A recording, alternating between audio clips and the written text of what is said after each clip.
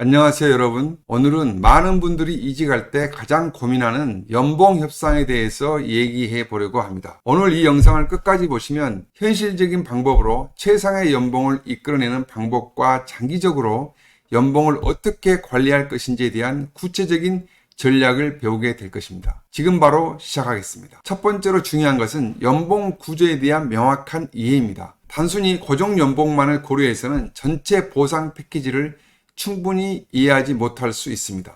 많은 회사들이 총 연봉 구조에 고정 연봉뿐만이 아니라 변동 성과급, 수당 같은 변동급들이 총 연봉에 포함되어 있습니다. 예를 들어 IT 업계의 한 사례입니다. 지원자 A씨는 이직 후 고정 연봉이 10% 인상되었지만 성과급을 포함했을 때 전체 보상 패키지는 25% 이상 증가했습니다. 반면 제조업에서는 성과급이 적은 경우가 많기 때문에 고정 연봉이 중요하게 작용할 수 있습니다. 따라서 고정 연봉과 변동 성과급을 구분해서 연봉 협상하는 것이 매우 중요합니다. 연봉 협상에서 주로 이야기되는 고정 연봉만이 아니라 전체 보상 패키지를 고려해야 합니다. 이런 부분들을 이해하고 접근하면 더 높은 연봉 협상이 가능해집니다. 물론 변동 성과급은 매년 어느 정도 금액이 꾸준히 지급되는지 확인해 보아야 할 것입니다. 변동 성과급은 개인의 성과와 자신이 속한 조직의 성과를 평가하여 지급되는 것이기 때문에 보수적인 관점에서 최소 어느 정도는 받을 수 있는지를 확인해 보아야 할 것입니다. 어떤 지원자의 경우에는 성과급을 받아본 적이 없는 회사에만 다녔기 때문에 성과급을 무조건 무시하는 경향이 있습니다. 성과급의 규모와 지속성을 검토해 보면 회사의 성장성과 수익성, 그리고 회사의 문화,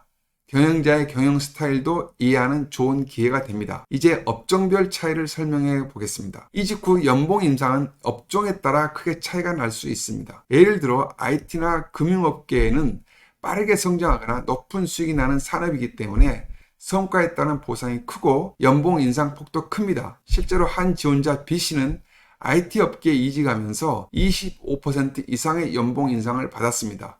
이는 업계의 성장성과 회사의 성과에 따른 변동급이 포함된 결과였습니다. 반면 제조업 같은 곳에서는 고정된 예산으로 인해 연봉 인상폭이 상대적으로 작습니다. 여기서는 5에서 10% 정도의 연봉 인상이 더 현실적일 수 있습니다. 업종별로 연봉 인상의 범위는 다르기 때문에 자신이 속한 업계 현실을 명확히 이해하고 협상에 나서야 합니다. 세 번째로 말씀드리고 싶은 것은 채용 기업의 연봉 책정에는 한계가 있다는 점입니다. 여러분이 아무리 뛰어난 인재라고 할지라도 회사가 제공할 수 있는 연봉의 범위는 제한적입니다. 예를 들어 한 지원자 C씨는 매우 우수한 성과와 경력을 가지고 있었지만 그가 입사하려던 기업의 연봉 책정 상한선이 정해져 있었기 때문에 그의 기대 연봉을 모두 맞추기는 어려웠습니다.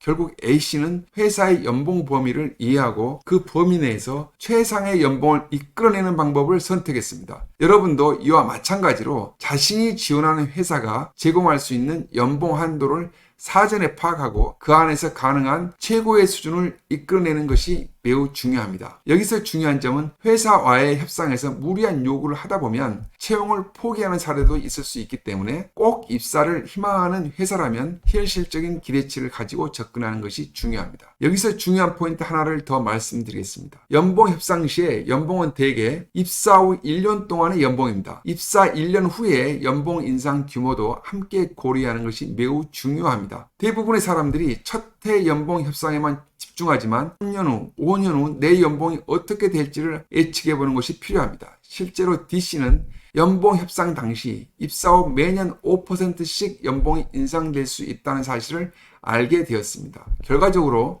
그는 처음에 받았던 고정 연봉에 더해 매년 인상된 금액 덕분에 3년 후에 전체 연봉이 처음보다 20% 이상 높아졌습니다. 이런 점을 고려한다면 지금 당장의 연봉뿐만이 아니라 입사 후의 연봉 인상률까지도 함께 고려하면 협상에 도움이 될 것입니다. 이제 구체적인 연봉 협상 전략을 말씀드리겠습니다. 연봉 협상에서 가장 중요한 것은 자신의 가치를 증명하는 것입니다. 예를 들어 한 지원자 D씨는 면접에서 본인의 성과를 명확히 제시하며 연봉 협상을 진행했습니다. 그는 그동안의 성과를 설명하면서 자신이 희망하는 연봉을 제시했습니다. 중요한 점은 연봉 협상에서 요구하는 만큼 모두 받을 수도 있지만 그렇지 못할 수도 있다는 사실을 염두에 두는 것입니다.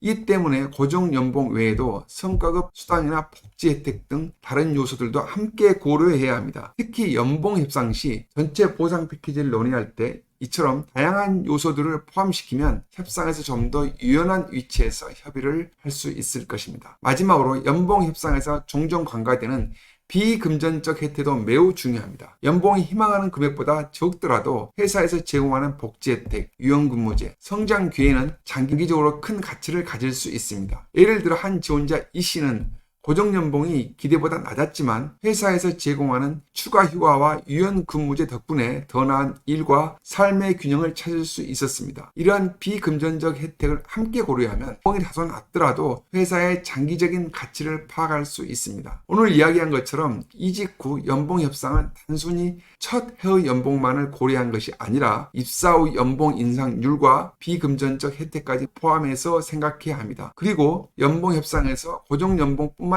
아니라 성과급과 같은 변동급도 충분히 고려하는 것이 중요합니다. 장기적인 관점에서 내 연봉이 어떻게 변화할지를 미리 예측하고 협상에 나선다면 더 좋은 결과를 이끌어낼 수 있을 것입니다. 여러분의 성공적인 이직과 연봉 협상을 응원하며 오늘 영상에 도움이 되셨다면 좋아요와 구독, 알림 설정 부탁드립니다. 감사합니다.